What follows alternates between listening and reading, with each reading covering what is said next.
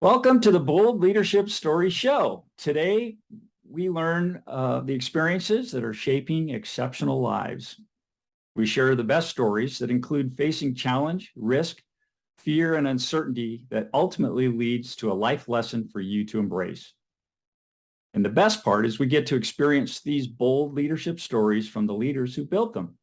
It starts with a story and inspires a big dream. That dream flows over time into an amazing victory. In the middle are bold leadership stories that we love to share. Hi, I'm Jim Miller, your host and founder of Bold Leadership Stories Media.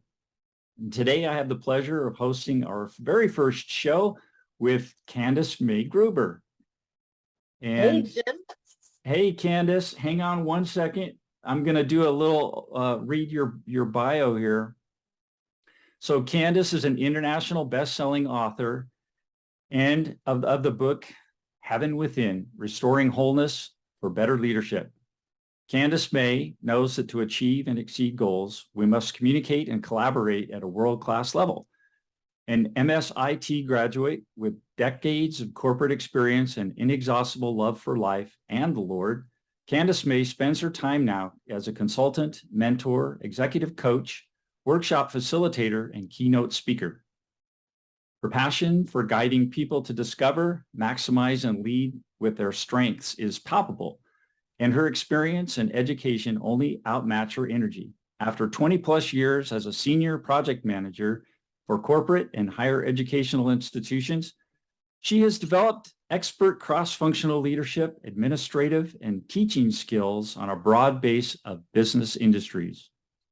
Candace Mae is the founder of Candace Mae Leadership Development Training and Services and has also pursued a prestigious certification as a Maxwell Leadership Executive Program Certified Team Member, adding proven leadership strategies for her clients' needs. Candace Mae uses her personal and professional life experiences to relate to her clients and audiences in heartwarming, humorous, and human ways. A mother, grandmother, trainer, author, and professional liver of life, I love that, Candace Mae has the experience, education, and energy to help individuals and teams better their best. She lives on a working ranch in North San Diego County in California near her 2 daughters and 3 grandchildren. And in her free time, you can find her singing, dancing, and always sporting her favorite color, purple. Well, that's a long introduction. A long intro, but we get finally to see Candace Mae. Thank you for joining me today, Candace. I'm glad to be here, Prefer Jim. Candace Mae? Candace Mae, that's what I go by. Candace Awesome. Mae. Awesome. So tell me, Candace Mae, we're moving into the holiday season, Christmas. Are you ready? Ready as I'm going to be. And we have a Christmas party tonight. We had a Christmas celebration last week. Tomorrow I'll be serving at our church for a Christmas program as well. So Okay. So a busy lady, and you're close to family, so you get to see your granddaughters, and you have I have 3 one granddaughter grandkids. and 2 grandchildren, 2 grandsons, one granddaughter. Okay. Yeah. Excellent. Well, that makes it a lot of fun. Christmas and holidays is always best with family. Yes. Yes. So tell me, what's your latest project? What have you been working on, and what's keeping you busy right now? My latest project is my speaker presentation skills program. I have an online portal, and Uh-huh. that's 26 lessons over 26 weeks. That is self-paced and also has lab work with me during the week.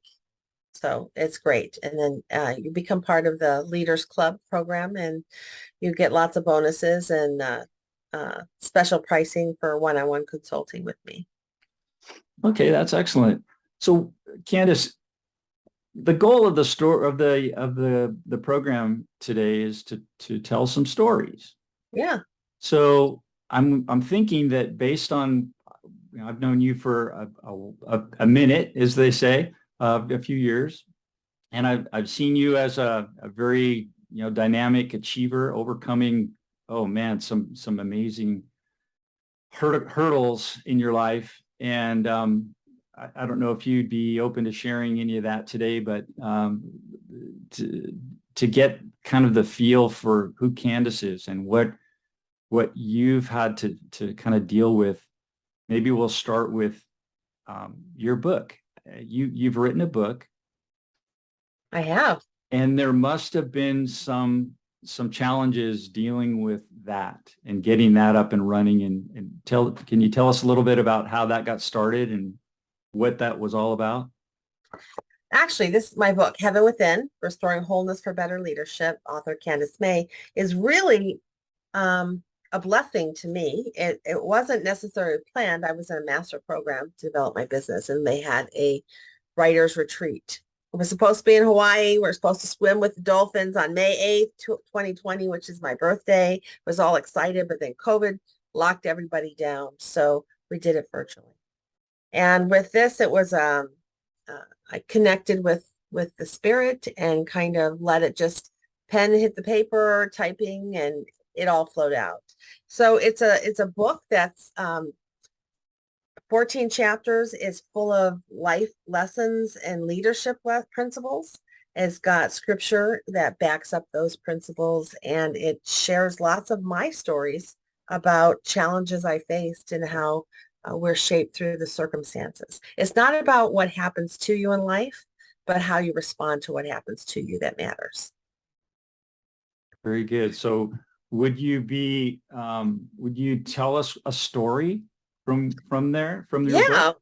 Yeah. Well, there's so many stories in this book. It's hard What's to the best one? The one that took bold leadership for you that kind of embodies that idea. I think okay. Bold leadership, I would say the one that comes to mind is working in a large higher education institution, and there many years, and we had a new director come in and ended up merging departments, divisions, and this particular director was not equipped with people skills. Let me put it that way. He came in, brought a bunch of people with him from another company that they were laid off from. They changed the culture and dynamic of this 35-person unit. And he was a bully. So that was a very big challenge to deal with, to watch lives destroyed and how they were impacted. You could see through the windows of the office. He would be yelling, at the supervisors and the team members, and it was distressing. And there was a lot of people who went on stress. A lot of people left to go to other jobs. Now, what does that mean? Does that mean that leaders actually see themselves as a bully? Do you think he saw himself as a bully? I don't know that he did. Or maybe he did and he didn't care. But that's something we have to be careful of. How does that impact us? Because the culture we work in is determined by the leaders who are in that department or in that company. And a company may have a culture overall, and then a leader could come in and change that for that particular department. So that's something that as a business owner, we need to watch for, right? To pay attention to what's happening to our people. When we see the red flags of a lot of turnover, a lot of challenges, we need to look closer. This particular director reacted and responded differently to the senior management above him versus how he treated peers or subordinate staff below him. Wow, sounds like a difficult situation, but I've heard stories like that too, and it's common, unfortunately, and difficult for many of the employees because they see it and they may have been at the company for many years and done well, and then all of a sudden somebody new comes in and changes the ball game, and it sometimes just doesn't seem fair. When a company senior manager does see that situation happening in the ranks, what's the best solution, and what would you do? What have you done to help resolve it for the company and make everybody, whole again, if possible. Do you have any stories around that? I think one of the main things is to do a 360 evaluation. This is an assessment where the individual will take themselves, their senior management above them will assess their skills, and it's an anonymous survey that comes, and then the subordinates and peers. So you get a holistic approach and feedback. Could even go out to vendors, right, as to what their relationship is in working experience with this with a person. And so then to take those results and actually have a coach go through it with them to see, are there blind spots? Do you see drastic differences between the way they speak to the senior management versus their peers or subordinates? When you see that, then you know that there's a challenge. So the first thing I would say is become aware and take it first as a learning opportunity and give this person an opportunity to embrace where they are, to become aware, right? To develop their skills. And if they're not able to comply or adapt, then maybe senior management needs to look at how healthy is that for the organization, right? Because to just keep turning your eye away from the problem doesn't solve anything. It creates a whole lot of toxicity in the company. So Yeah. how would you use your personal bold leadership skills, if you will, to help the company? As a consultant, I would come in and provide those assessments. If I were in the company as I was at that time, I would be going out of my way to lift up my colleagues and coworkers, to keep their spirits high, to speak life into them.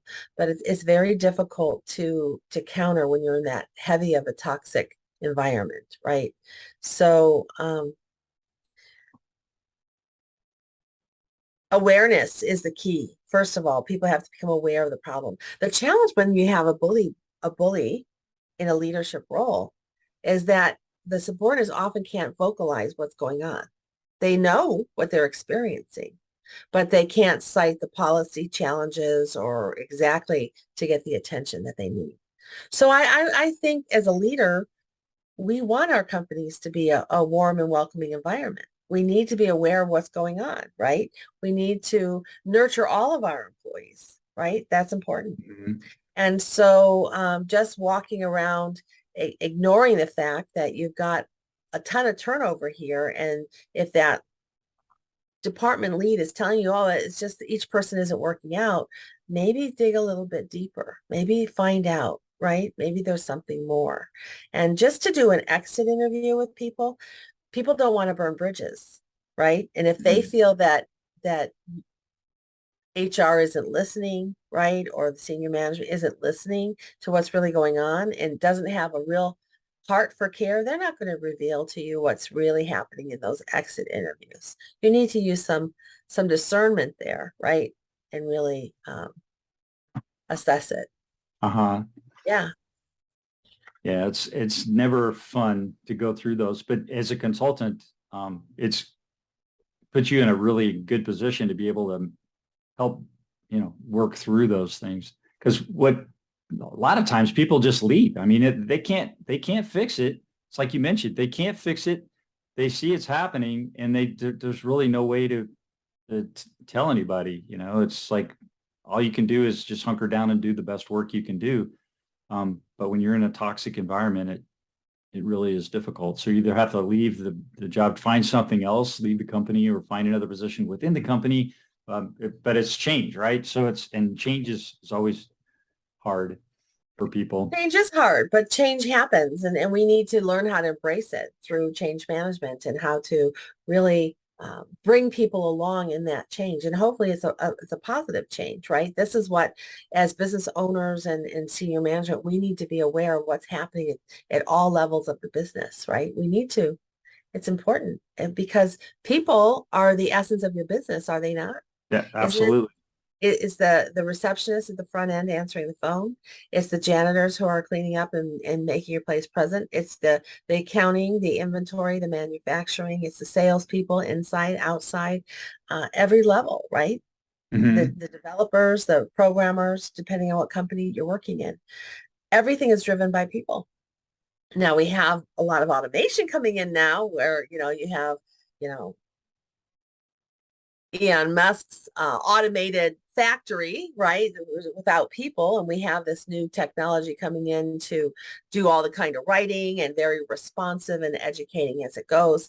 So we have to be aware that life is changing, our work environment is changing, but there's still a human element, and we need to be attuned to what's happening with our people. Are they worried? Are they stressed about the changes in technology and the changes around? Are they concerned about the economy? These are all things that are essential that impact day-to-day business. Hmm. So yeah, I wanted to kind of shift gears a little bit and talk about some things that about you instead of focusing totally on the business side. I want to see if we can explore a little bit about you and your life and bold decisions that you've made and, Yeah.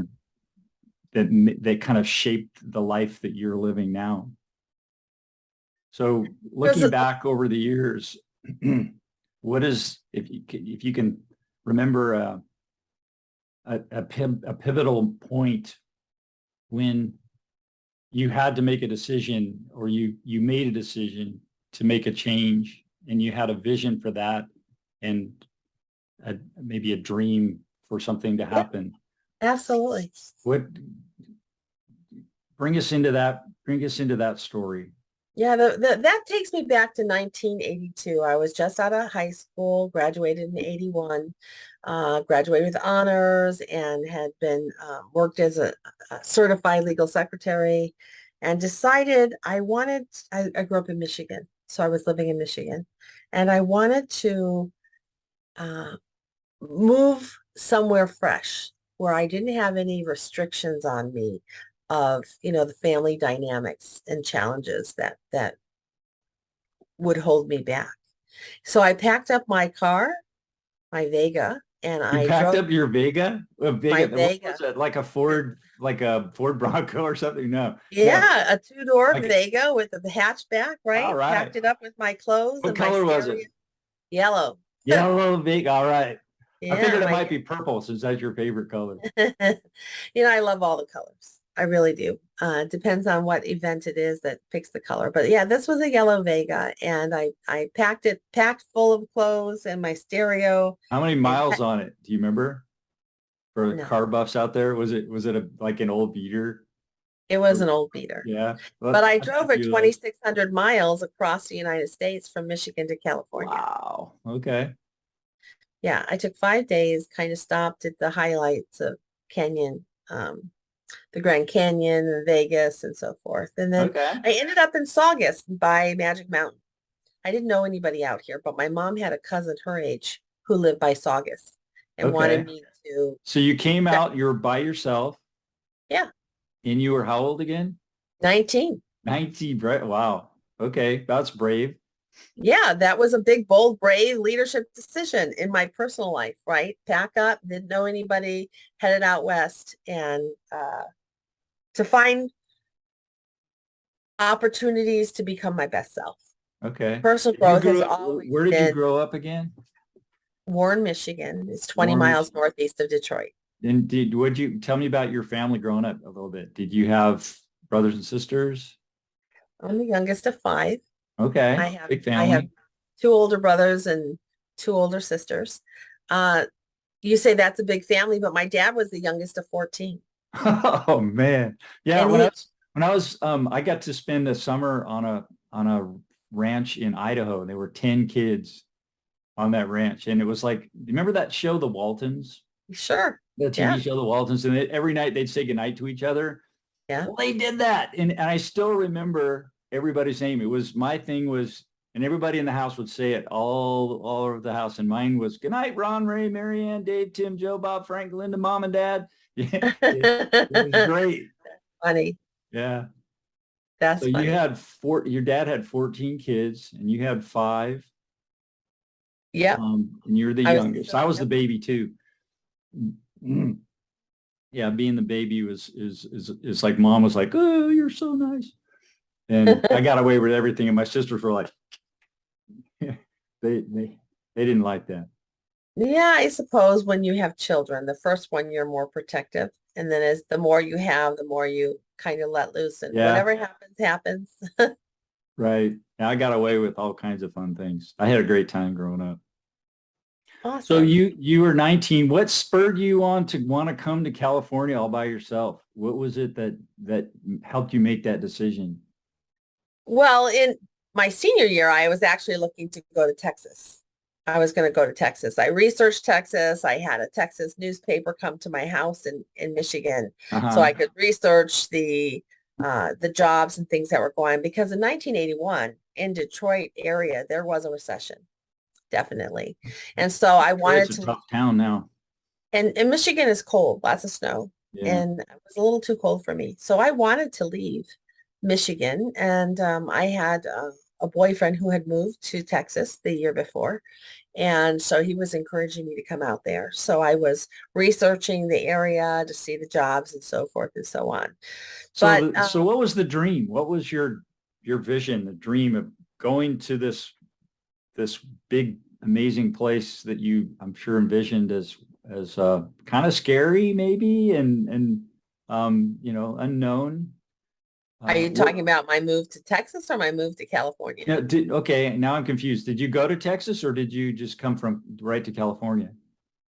I came right to California, but I started out researching Texas. Okay, so you researched, what was your vision for that? What was you were hoping to make happen?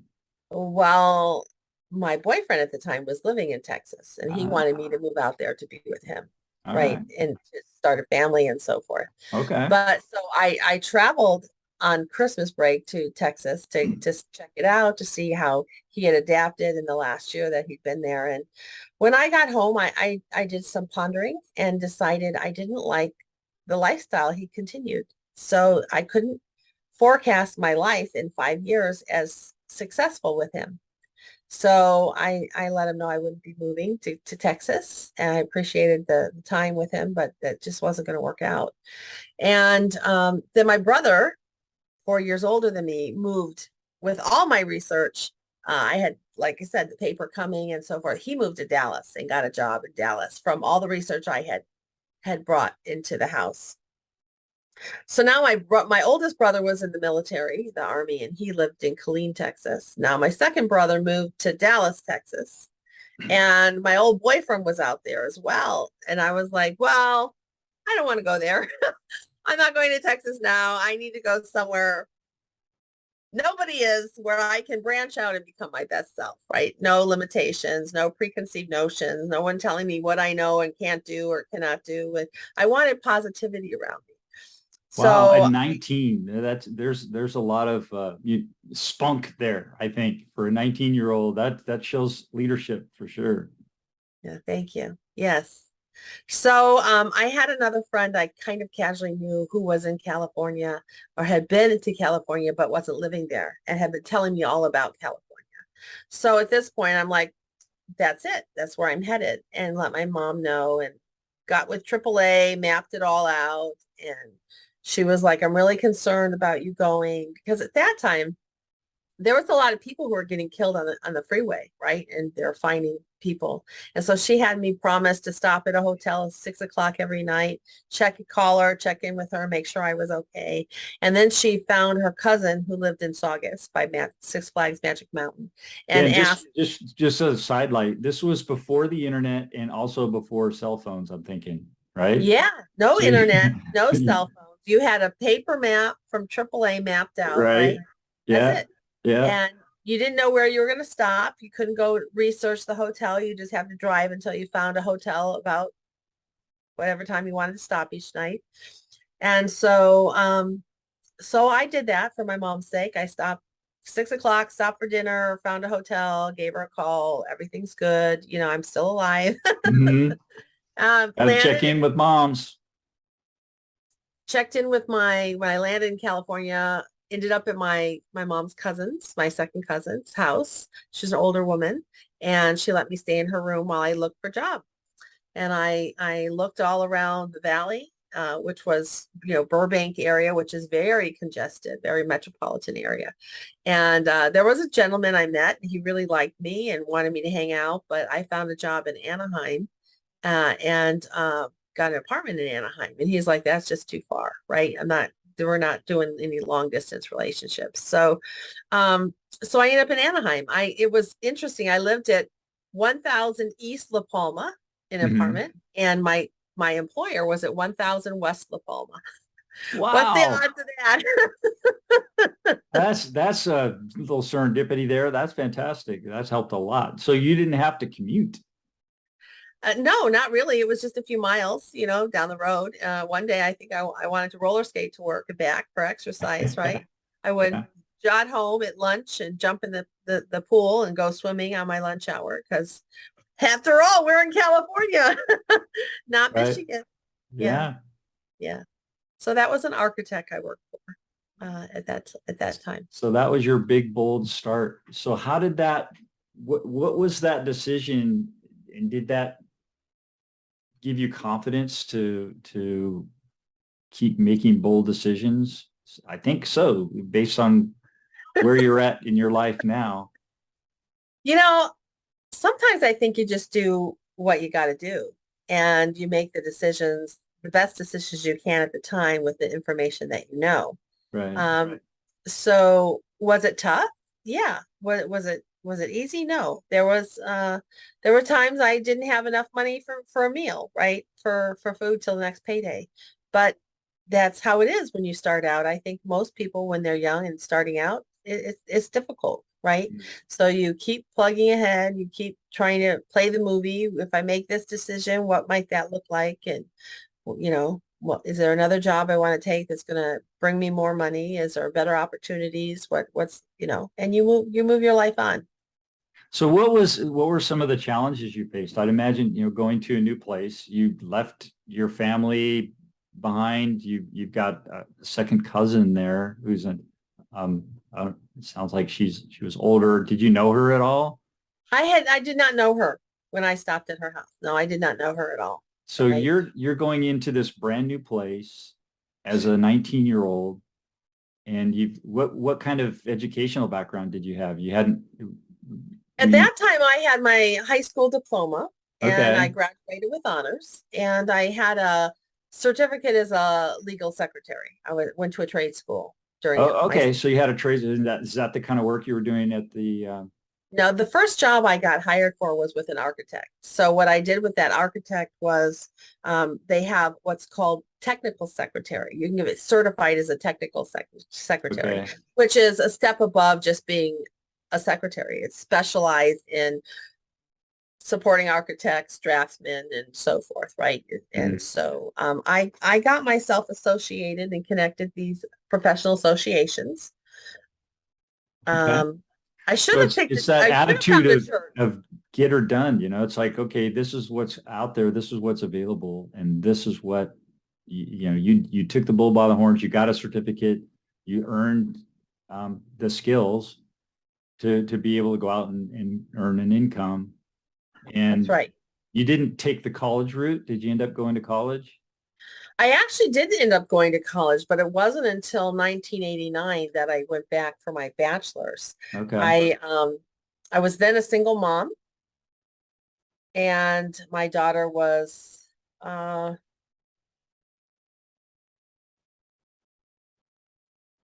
old was she? She was born in 85, and 6, 7, 8, 9, 4. She was 4. She was 4 when Okay. I started back to college. Yeah. And we went to California Baptist University. We lived on campus. Uh, we had financial aid and grants and so forth to carry us through. That Okay. was a blessing. That was 4 years that allowed us to kind of get through some life struggles and some challenges that had occurred. And having the financial backing of financial aid and the cafeteria, we could buy a meal plan. So we could, we had a nice community to build up around us. Yeah. Challenging opportunities. They go together, right? How Everything so? you want is uphill. How does that work in your life? Challenging and Everything you want, opportunity. everything you want is uphill John Maxwell says, I say everything you want is upstream. And you have, sometimes there's torrent waterfalls that come into your play, right? That you have to overcome and get, right? So looking ahead, planning strategically, taking the risks when necessary. You don't get anything without a risk. And sometimes you fail, but it's not necessarily a failure if you learn something from it, right? Mhm. Everything, success is the other side of failure. They go together. So it's about learning from those challenging opportunities and situations you find yourself in. What can you learn from them? What can you glean? And then being daring enough, I suppose, or bold enough to step out again, right? You retreat. If you step out and you work on something and it doesn't really succeed the way you wanted it to, you stop, you ponder, you think about it. What's happening here? What did I do? What were the results I got? What could I have done differently to get better results? Maybe do some research, whatever you need to do, learn and apply what you've learned, and then step out again and try it again, right? And then the next time, maybe better.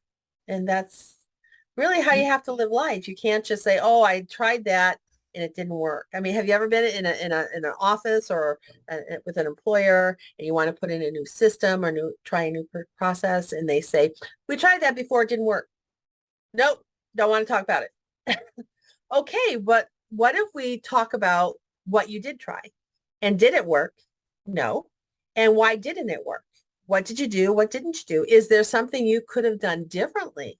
Because maybe this is a good idea, this process, but maybe your first approach wasn't successful. That doesn't mean you should never try it again, or at least explore it. And I think that's something that when we're talking about bold leadership, we have to keep in mind, right? We have to Mhm. be bold enough to explore, calculate the risks, and step out when it's necessary. Risk. I sense you were blessed with a, hope my mic's working here. You were blessed, I think, from listening to you here with an incredible stick to itiveness, a mindset of can do that a lot of people don't have. What would you attribute that to? Would you, first of all, would you agree with that? Yes, tenacity is my word. When I got my master's degree from University of Redlands, they have a bulldog for our Okay. mascot. And if you know about a bulldog, when they bite down on something, they can lock their jaw and they don't let go. Uh-huh. And from that, I got the word tenacity. So I've held on to that word tenacity, that, when you really want something, you clamp down and you don't let go until you get it, whatever it takes. But I have to tell you, the fact that you said, where do you think I got that from? That made me think back to when I was 6 years old. Um, Okay. as a young girl, I was the youngest of five. I'm very outgoing. And, like most little girls, you just adore your dad and you want to spend more time with him. He wasn't around a lot. He worked nights, and um, he he and my uncle, his brother, would go back to Georgia to do work on the land a few times a year. So he wasn't always around. He would hunt and fish and ice fish.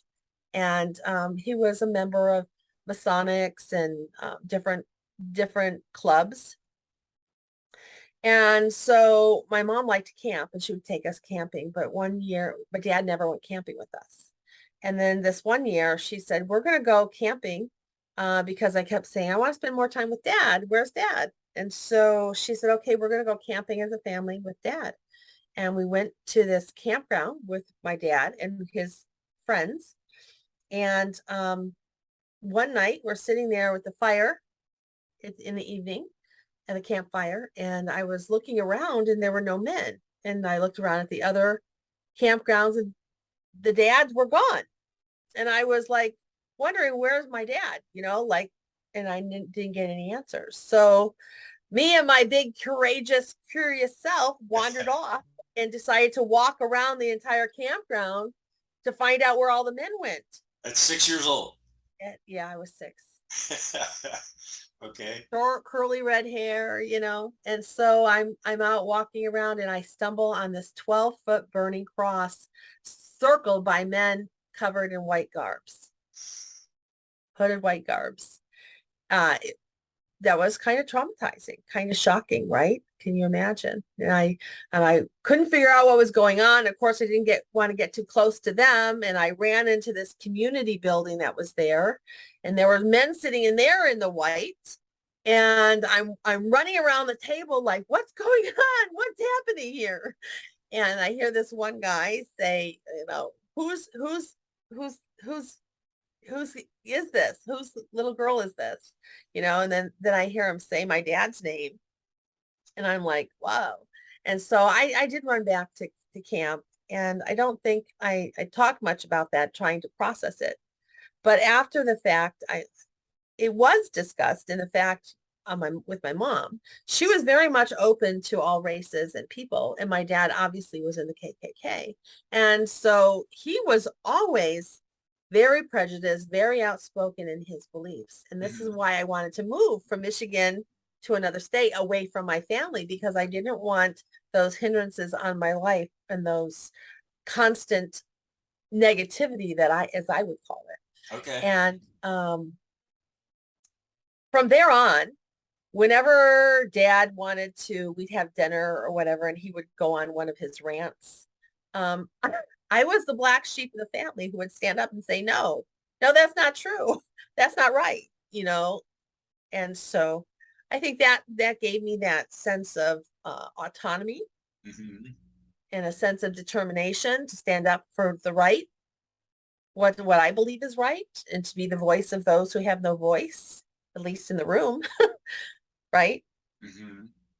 And so, yeah, that pretty much shaped me quite a bit, I believe.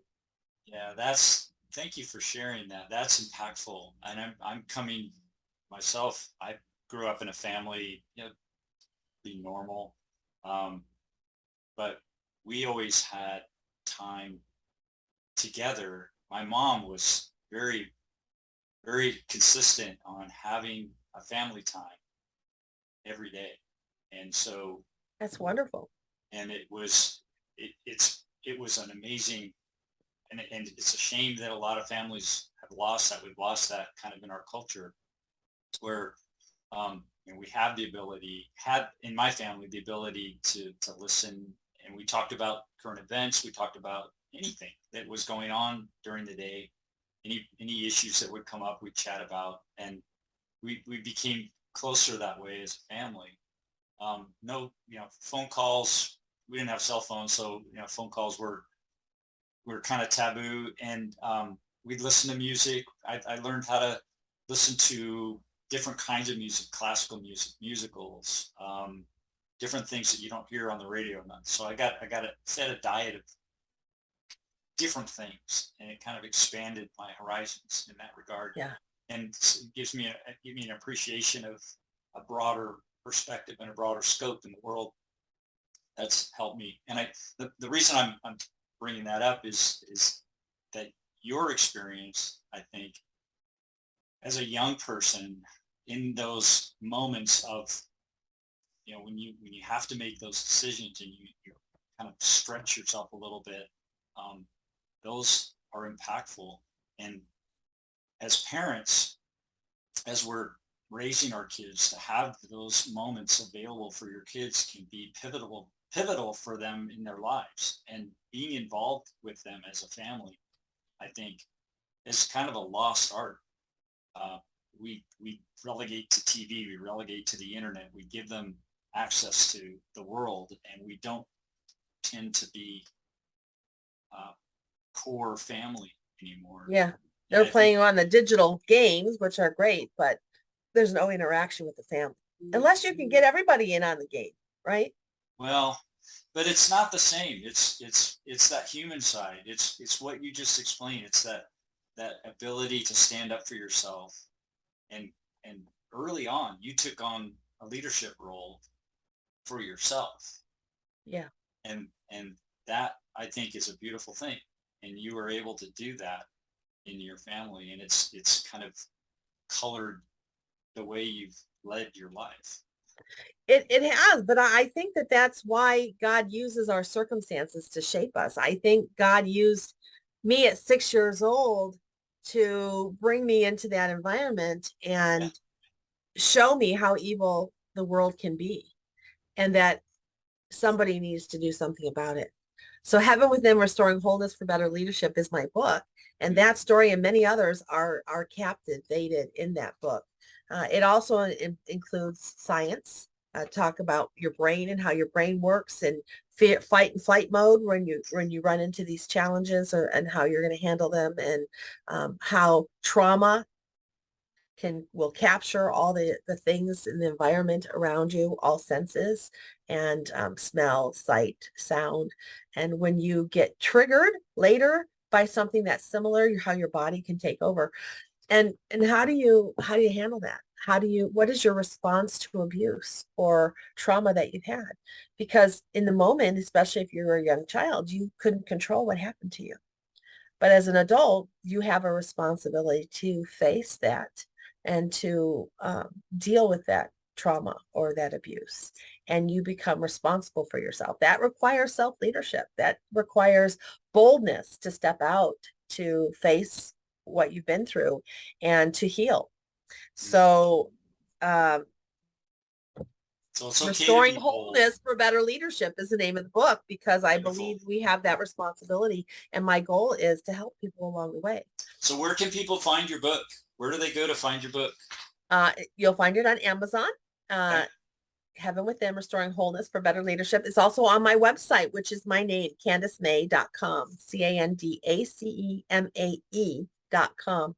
And there's an author speaker page. If you go there, you'll find that about that, and you'll find another book that is I was a co-author on. The screen right now, so you can see your Heaven Within book is there, and Absolutely. It's at heavenwithin, CandaceMae.com, and then we can. Yes, that is a direct link all about the book, and there is 2 companion workbooks that you can download with when you purchase the book. But if you go to heavenwithin.candacemay.com, I think you can get a copy of that there. And that's just a companion. Scroll down to the end. You can get that. So you can get the companion workbooks and stuff. Yeah. So I encourage you to go check that out, and then CandaceMae.com. Great leaders aren't born, they're nurtured, right? Because some people think people are born as natural leaders. And I believe, though you may have been gifted with some skills, it's not about your skill, right? It's about nurturing it. It's about developing it, and working with the people around you. So yes, I like to work with men and women in leadership and their teams to help them. Right. So, and you have a site, team leadership site. So if you're this is CandaceMae.com/team-leadership. And this actually talks about a comprehensive leadership program that I offer. There is a video testimonial at the bottom of a company in Canada. I work with them and their team of 19, developing them. I did one-on-one coaching with the general manager and development. And then the owner and the rest of the team did leadership principles together, and they did some facilitated team assessment, which is a game that goes deep into strategic conversations that people don't really have in the workplace on their own, but it's very powerful process. So you can learn more about me there as well, and what kind of services I can offer. I would love to support you in your journey. And if you need a public speaker, that's my joy, to share public speaking. Excellent. Yeah. So if you're looking for a bold leader, Candace Mae's your gal. Yeah. Thank you. Yeah. Thank you for sharing some of your growing moments and your challenges, and they're very heartwarming and inspiring for me. Well, thank you. I'm honored to be a part of your inaugural show. This is your kickoff for yeah, it is. Bold Leadership Stories. So good for you, Jim. It's been a great hour. It's gone really quick. So last question for you, Candace Mae. Sure. Where do you see happening down the road? What's your vision for your future? So my vision for Candace Mae Training and Services is to bring on additional consultants who will be able to help support companies and leaders in their development. I have an online learning platform. I envision that expanding further. So there's a hybrid. Companies and individuals both can be nurtured in their own personal growth as well as going in-person trainings with companies and so forth. For myself, I would like to be the spokesperson. I would like to travel the world. I would like to spend 3 months each in various countries I've targeted to do some retreats and conferences and public speaking. I like to do more with women in leadership and have a women's speaking circuit where I'm speaking with in conferences, right? That is my vision. That's a beautiful vision. Thank you. Yeah. Thanks for having me. Yeah. Well, I think we'll wrap it up with that. And thank you again for joining us on the Bold Leadership Show and Bold Leadership Story Show. And we'll see you next time. I've got a bunch of great people lined up for the next shows, and we're very excited to share those with you when they happen. So stay tuned, and we'll talk to you again soon. Bye, Candace Mae. Bye-bye.